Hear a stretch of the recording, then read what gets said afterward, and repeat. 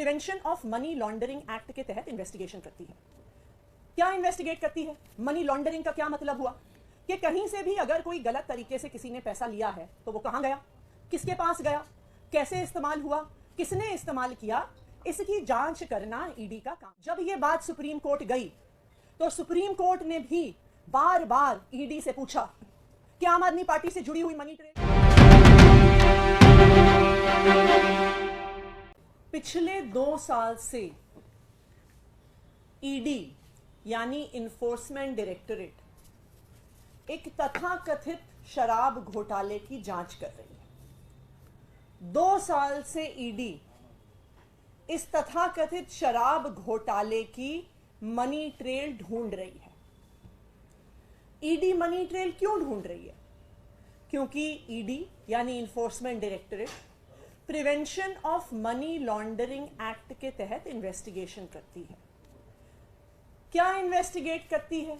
Money laundering का क्या मतलब हुआ कि कहीं से भी अगर कोई गलत तरीके से किसी ने पैसा लिया है तो वो कहां गया, किसके पास गया, कैसे इस्तेमाल हुआ, किसने इस्तेमाल किया, इसकी जांच करना ईडी का काम है। 2 साल से आम आदमी पार्टी से जुड़ी मनी ट्रेल को ईडी खोज ही रही है। उन्हें आज तक आम आदमी पार्टी के किसी भी नेता के पास 1 रुपया भी प्रोसीड्स ऑफ क्राइम का नहीं मिला, मनी ट्रेल का नहीं मिला।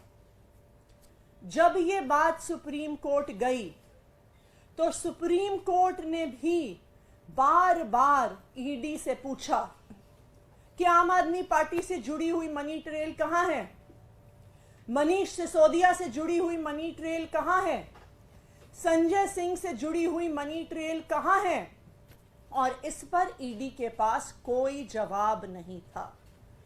सुप्रीम कोर्ट ने अपने आदेश में बहुत स्पष्ट तौर पर कहा था कि जिस 100 करोड़ की मनी ट्रेल की ईडी बात कर रही है, जो आम आदमी पार्टी को वो कह रहे हैं गई है, जस्टिस संजीव खन्ना ने कहा कि ये मनी ट्रेल साबित नहीं हुई।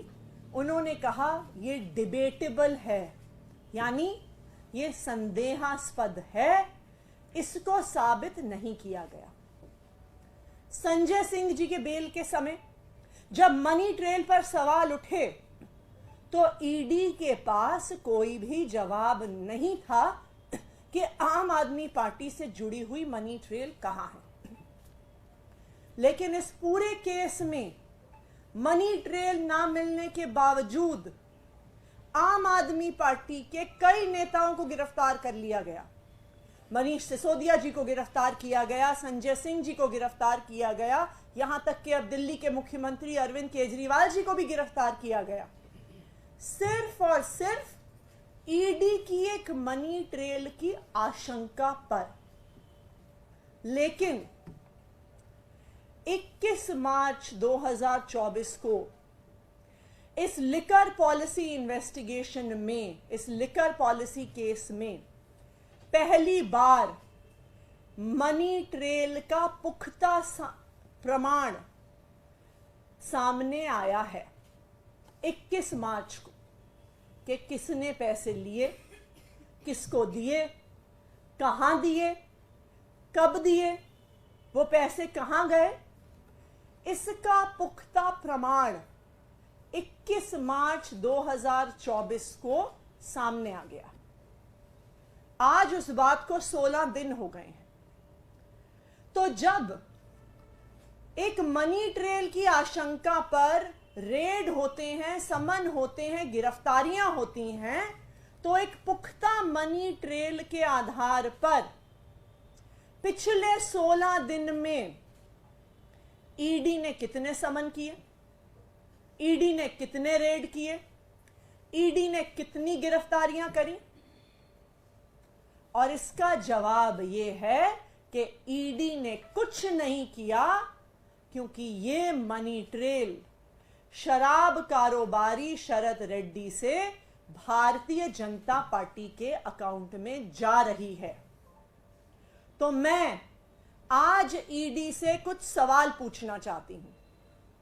मेरा सबसे पहला सवाल इन्फोर्समेंट डायरेक्टरेट से कि पिछले 16 दिन में जब पुख्ता प्रमाण शराब कारोबारी साउथ लॉबी के शरद चंद्र रेड्डी से 55 करोड़ के चंदे का भारतीय जनता पार्टी को दिया गया, उसका जब एक पुख्ता प्रमाण आ गया है, तो पिछले 16 दिन में इन्फोर्समेंट डायरेक्टरेट ने इस पे क्या जांच करी है, कितने समन भेजे हैं, कितनी रेड करी हैं और कितनी गिरफ्तारियां करी हैं। ये है मेरा ईडी से पहला सवाल। मेरा ईडी से दूसरा सवाल कि जब सिर्फ मनी ट्रेल की आशंका पर आपने आम आदमी पार्टी के कई नेताओं को गिरफ्तार कर लिया, कोर्ट में कहा कि आम आदमी पार्टी को आरोपी बनाएंगे, तो जब 55 करोड़ रुपए की मनी ट्रेल साउथ लॉबी के शराब कारोबारियों से भारतीय जनता पार्टी को जा रही है, तो enforcement directorate Bharatiya Janata party को आरोपी कब तक बनाएगा? मेरा ईडी को तीसरा सवाल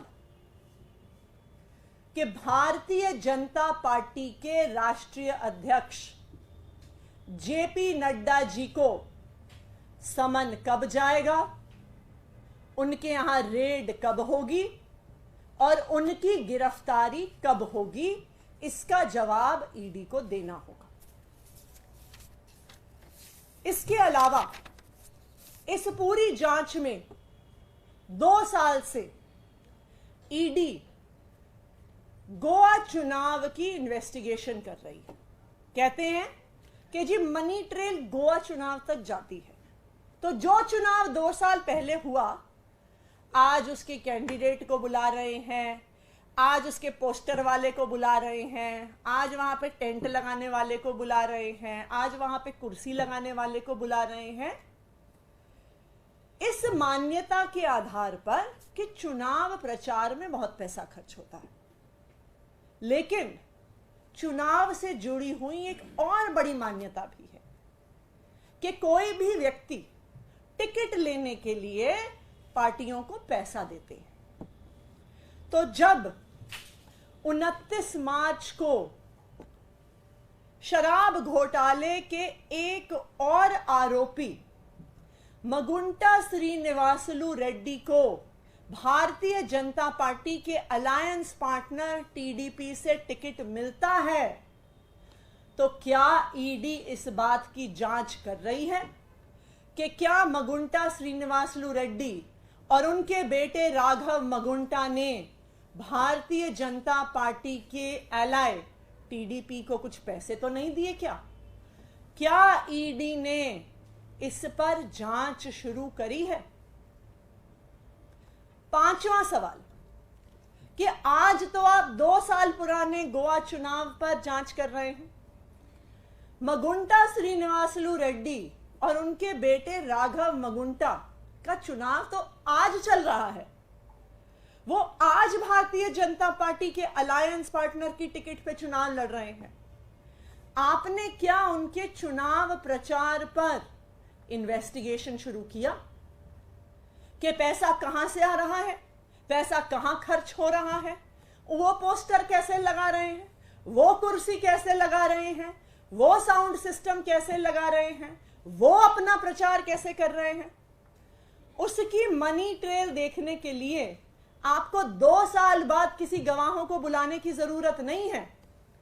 वो चुनाव आज चल रहा है। तो ये मेरा ईडी से आखिरी सवाल है कि क्या आपने भारतीय जनता पार्टी के अलायंस पार्टनर टीडीपी के चुनाव प्रचार की इन्वेस्टिगेशन शुरू की है क्या?